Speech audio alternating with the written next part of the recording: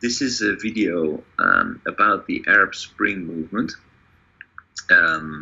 George Galloway is a member of parliament and a writer on the Middle East. He has been married with, he has stayed a long time in the Middle East. He has been married with women from there, and he has very strong opinions about the Middle East.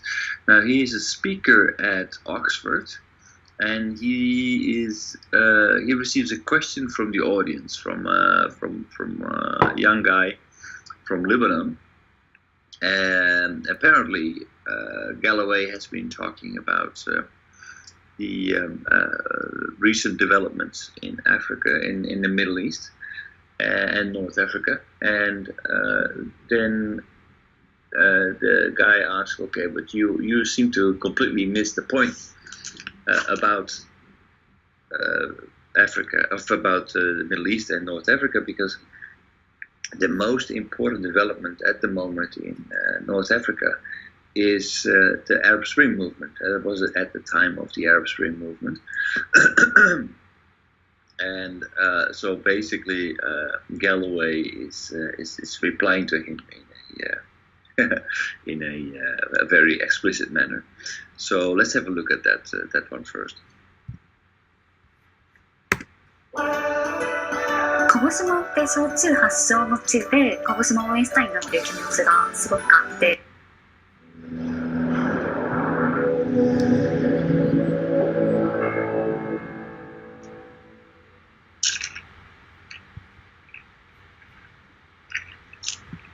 Hello, Mr. Galloway. My name's Abdullah Salam. I'm from Lebanon. I agree with a lot of what you said about the importance of recognizing the Palestinian narrative. And of course, I think if there's to be a just peace between Palestinians and Israelis, Arabs and Israelis, the Palestinian narrative would need to be recognized. But I don't agree with a lot of what you said else about the Arab world. Specifically, I heard you often saying what we cannot see or should see about the Arab world as students here at Oxford. I know the Arab world quite well, so I think I see it quite well. But what I think you should see, and don't see, is the Arab Spring. And that I found really surprising. In fact, everything you said could have been said in 2009. You had no room for the massive pro-democracy revolutions in Tunisia, Egypt, or Syria. What remained important was the Iraq War, some people who indeed were assaulted in Bahrain, but 35,000 people in Syria had no room in your speech.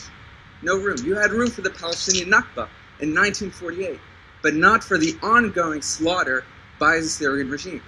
And the problem, I think, isn't just the fact that you have no sympathy for the Arab pro-democracy movement, which is the most popular movement sweeping across the Arab world.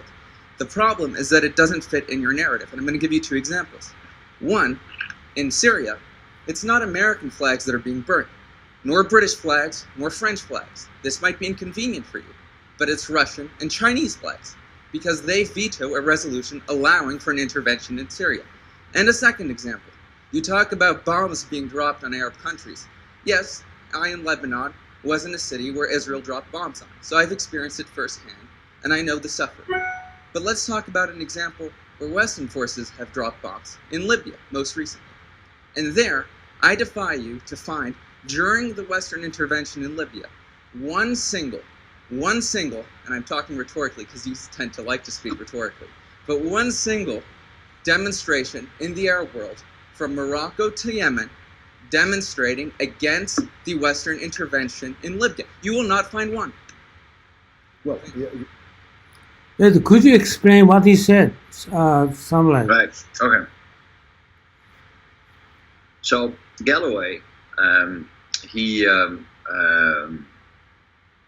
his viewpoint of the Middle East is that the British and the Americans, they have been mingling in their internal affairs for since even before Sykes-Picot, before the Muslim world was divided up.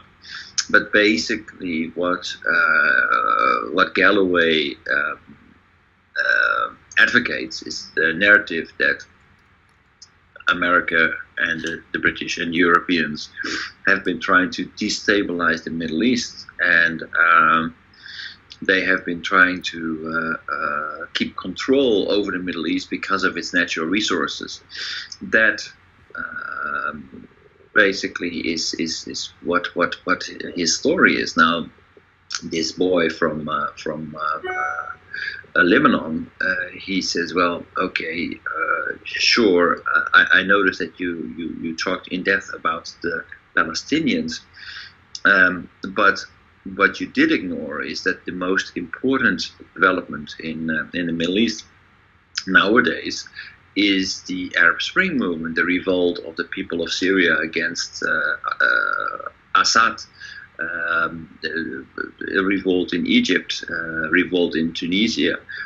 Those revolts are not against the United States, not against the British, but they are against the Russians and the Chinese, who are trying to block the UN resolution to intervene in the Arab Spring movement. So basically, he says, okay, your entire story is all well and good, but it doesn't see eye to eye with the reality.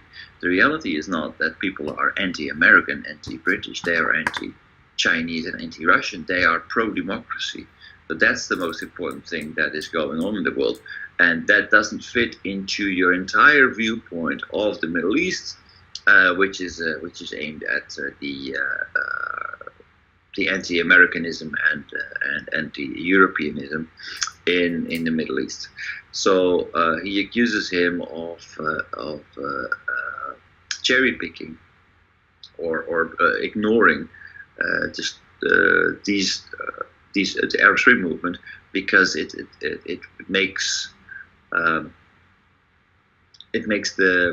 current development cannot be understood from the historical narrative of Galloway. So that's his point.